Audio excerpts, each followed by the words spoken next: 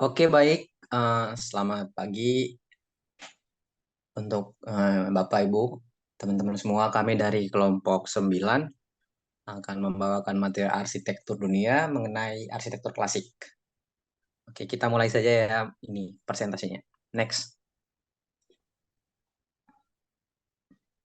Oke, yang pertama ada sejarah klasik tentang arsitektur dunia.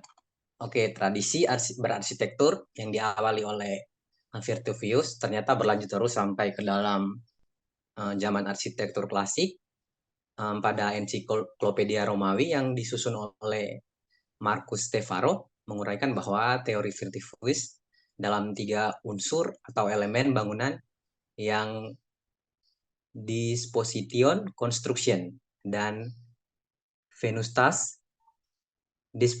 Dispositios adalah kegiatan-kegiatan yang berhubungan dengan survei lapangan ataupun pekerjaan pada tapak yang ada, lantai, pondasi. Uh, Kalau venustas adalah berhubungan dengan elemen-elemen yang ditambahkan pada bangunan demi memenuhi hasrat akan rasa keindahan melalui seni, ornamen, ataupun dekorasi. Next.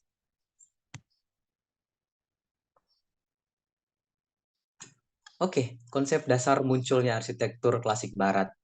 Uh, Berawalnya arsitektur klasik barat adalah desain dengan elemen bernilai tinggi. Kata sering digunakan untuk menggambarkan perjalanan sejarah dari arsitektur Eropa dan secara khusus menunjukkan pada sebuah karya yang bernilai tinggi. Dikatakan demikian karena konsep ini memiliki aturan yang dijadikan sebagai pedoman aturan tersebut. Memiliki hukum yang sangat ketat dan harus dipertimbangkan secara hati-hati dan harus diterapkan sebagai landasan untuk menciptakan sebuah karya. Beberapa karakteristiknya sebagai berikut. Kesan yang dipancarkan dari konsep klasik adalah mewah dan sangat anggun. Ini merupakan ciri khas yang sering dipakai pada pilar serta ornamen-ornamen yang muncul pada bangunan eh, klasik pada masa kerajaan Yunani kuno. Bangunan bergaya klasik ini memiliki ukuran yang lebih besar dan fungsinya memiliki komposisi bangunan yang simetris dan tata letak jendelanya yang teratur. Konsep klasik ini juga memiliki unsur modern untuk desain gedung yang rumit. Gaya klasik biasanya diterapkan pada bagian tiang, atap maupun strukturnya. Penggunaan materialnya biasanya menggunakan marmer dengan motif yang detail. Oke, arsitektur klasik ini adalah konsep yang sudah terkenal dengan kualitas dan mutunya yang tinggi. Bisa dikatakan memiliki nilai keabadian. Gaya arsitektur ini mengacu terhadap awal perkembangan sejarah dan budaya ada di Yunani dan Romawi yang memiliki pengaruh yang besar saat ini. Next. Oke, yang kita masuk dalam arsitektur pertama yaitu arsitektur klasik Yunani. Uh, Sebagai akar dari arsitektur Barat, arsitektur Yunani adalah arsitektur yang memulai peradaban arsitektur ini klasik. Yunani ditandai dengan hadirnya kuil Pantheon yang menjadi ikonik di zaman itu. Bentuk bangunannya yang terjadi banyak dipengaruhi oleh kepercayaan politisme yang dianut oleh masyarakat, terlihat dari kuil-kuil yang berbeda untuk penyembahan dewa-dewa yang berbeda-beda pula. X. Oke, ini adalah berbagai macam bentuk kolom, uh, kolom dari bangunan-bangunan Yunani kuno bisa dilihat pada gambar. Ciri utama dari arsitektur klasik adalah menggunakan struktur dinding masif dengan material batu alam, marmer mungkin, yang dipotong persegi dan ditumpuk karena bukan yang mampu dibuat sangat minimalis, maka bagian ruang di dalam menjadi gelap dan cahayanya datang dari pintu depan saja. Penggunaan struktur tumpuk juga pada kolom luar bangunan. Di atas kolom terdapat balok horizontal memanjang atap yang disebut entablatur, pokoknya itu namanya, sebagai konsekuensi dari penggunaan struktur tumpuk batu masif Pada bagian ini maka bentang lebar tidak dimungkinkan sehingga jarak antara kolom relatif sempit. Nah, kita bisa lihat pada gambarnya kolom ini terdapat beberapa penamaan kolom dari segi kolomnya serta reliefnya, motifnya. Ada yang pertama ada Tuscan, ada Doris, ada Ionic, terus yang keempat ini ada Corinthian dan Composite. Kelima kolom ini memiliki ini yang berbeda, makna yang berbeda-beda. Bisa dilihat pada detailnya di atas juga. Next. Oke, ornamen-ornamen. Pada hubungan antara kolom dan Entrablauter biasanya diberi ornamen berupa ukiran yang kemudian dikenal dengan gaya Doric. Pada masa Romawi, gaya kolom ini dikembangkan lagi menjadi Ionik dan Korintian. Struktur utama penyangga atap tersusun dari batu dan disebut pedimen. Ditopang oleh Antablauter. Bisa dilihat ini beberapa ornamen yang di, diletakkan pada bagian-bagian kolomnya. Bisa dilihat ini bisa dipatung, ada patung. Ini biasanya disematkan patung-patung perjuangan, patung-patung dewa-dewi Yunani. Terus ada beberapa lukisan, ornamen-ornamen juga, serta ornamennya juga ini berisikan tentang makhluk-makhluk ini seperti singa yang dipercayai oleh masyarakat Yunani. Oke, baik. Selanjutnya akan dijelaskan oleh teman saya.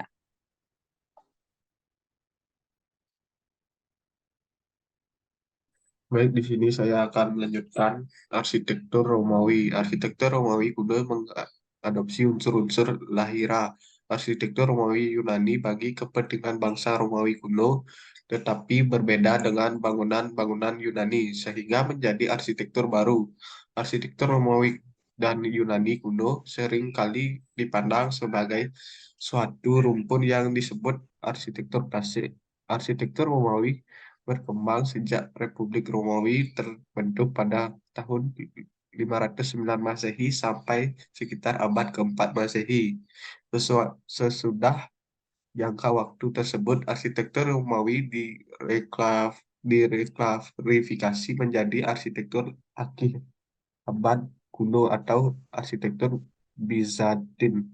Sejumlah kecil bangunan penting peninggalan Romawi kuno yang masih ada saat ini berasal dari kurun waktu pra sekitar tahun 1100 Masehi.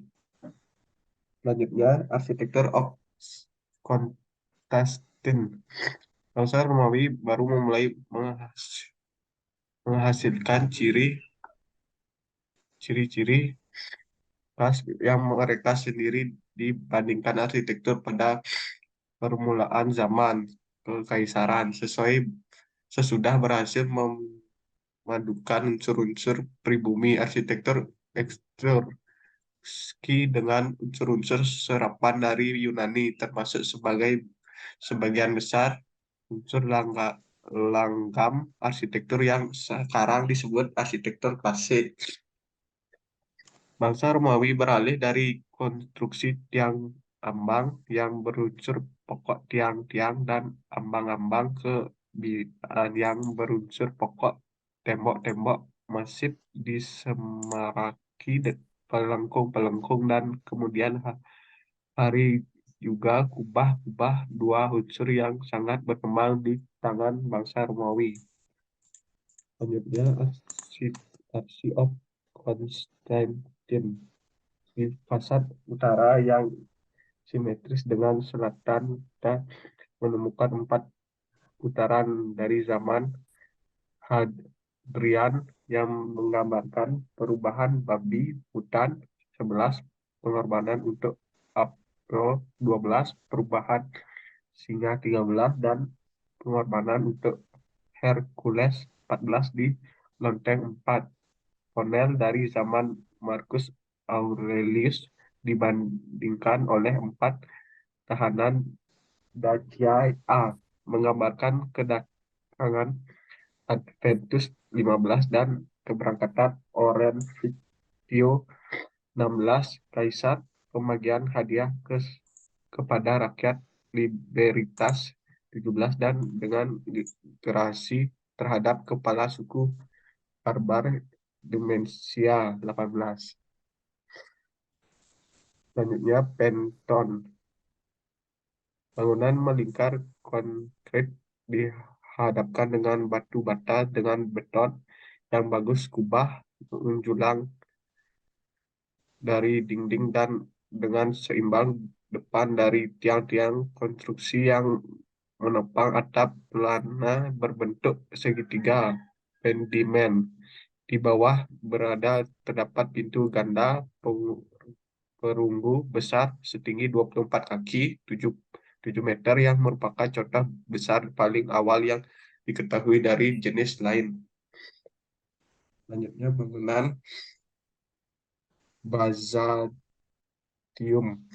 Arsitektur Byzantium itu adalah gaya arsitektur khusus dari Kekaisaran Romawi Timur yang lebih dikenal sebagai Kekaisaran Byzantium. Gaya arsitektur telah menandai pengaruh monumen-monumen Yunani dan Romawi pada akhir milenium SM dan era modern awal. Gaya arsitektur berasal ketika kontestasi The Great membuat keputusan untuk sepenuhnya membangun kembali kata Byzantium setelah ber- berkonstruksi untuk zaman diubah menjadi Konstantinopel. Selain itu, ia bertanggung jawab untuk membangun sejumlah besar gereja selain selama masa tinggalnya sebagai kaisar yang memiliki karakteristik unik gaya arsitektur ini. Pada saat itu, kekaisaran ini tidak dikenal dengan nama Bizantium. Nama ini telah digunakan oleh para sarjana modern untuk merujuk pada perubahan budaya yang terjadi di dalam Kekaisaran Romawi dengan perubahan ibu kotanya dari Roma ke Konstantinopel. Kekaisaran ini dan arsitekturnya berdiri lebih dari 1 milenium. Selanjutnya arsitektur Kristen awal. Segera Biar aku yang baca, Cok.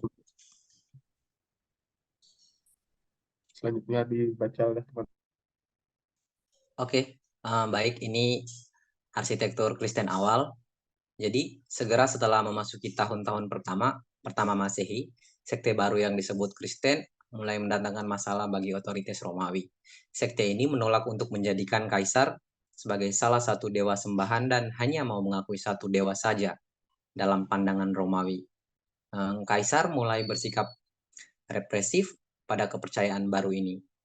Selain menanggapi orang-orangnya, juga dengan mengadakan atas nama hukuman yang kejam. Kaisar Nero membakar kota Roma untuk ego pribadinya, lantas kemudian menimpakan kesalahannya pada orang-orang Kristen yang mengakibatkan mereka makin dikejar oleh tentara dan otoritas. Bisa dilihat di sini beberapa gambar dari peradaban arsitektur Kristen.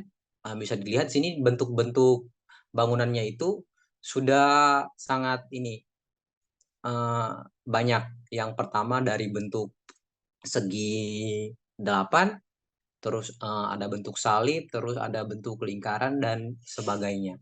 Dan kita bisa menyimpulkan bahwa ini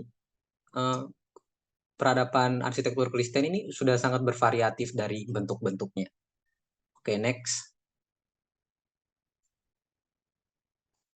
Oke, baik. Jadi dari semuanya bisa disimpulkan bahwa arsitektur barat, klasik barat dipengaruhi oleh warisan arsitektur klasik Yunani dan Romawi.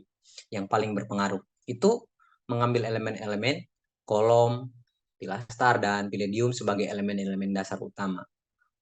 Dari segi proporsi, arsitektur klasik barat menekankan proporsi yang harmonis dan simetris. Desainnya sering mengikuti aturan matematika dan geometrik untuk menciptakan estetika yang seimbang. Dari segi penggunaan kolom, elemen kunci dalam arsitektur klasik barat, ada beberapa jenis kolom termasuk Dorik, Ionik, dan Korintian yang memiliki gaya dan ornamen yang berbeda. dari segi pedimen dan pilaster, pedimen itu adalah elemen segitiga di atas bangunan. Sementara pilaster adalah kolom yang ditempelkan pada dinding. Kedua elemen ini sering digunakan untuk memberikan detail arsitektur yang kaya pada bangunan klasik. Terus dari segi keindahan, simetris, arsitektur klasik barat ini cenderung simetris dan bangunan dan ruangannya sering dibagi secara simetris, menciptakan menciptakan tampilan yang indah dan teratur. Untuk bahan dan teknik konstruksinya sendiri, arsitektur klasik ini menggunakan bahan konstruksi seperti batu alam dan marmer karena saat itu di sana sangat melimpah, serta kayu, serta teknik konstruksi yang sangat rumit seperti arsiran dan relief sering digunakan untuk menciptakan detail arstik pada bangunan. Untuk fleksibilitasnya dan gaya, arsitektur klasik barat ini memiliki gaya varian termasuk neoklasik, gotik, renaissance, dan barok yang masing-masing memiliki karakteristik dan elemen desain yang khas. Terus untuk dari segi pengaruh globalisasinya, gaya arsitektur klasik barat ini telah memiliki pengaruh global dengan bangunan-bangunan klasik barat yang dibangun di berbagai negara di seluruh dunia. Jadi kesimpulan umumnya itu adalah bahwa arsitektur klasik barat menekankan estetika yang sangat indah. Jadi poinnya adalah estetika, proporsi yang seimbang, dan penggunaan elemen-elemen arsitektur klasik Yunani dan Romawi. Gaya ini masih mempengaruhi desain bangunan hingga saat ini dan dianggap sebagai salah satu warisan penting dalam sejarah arsitektur. Baik, sekian persentase dari kami, kelompok 9. Kalau ada salah, bisa dimaafkan. Terima kasih.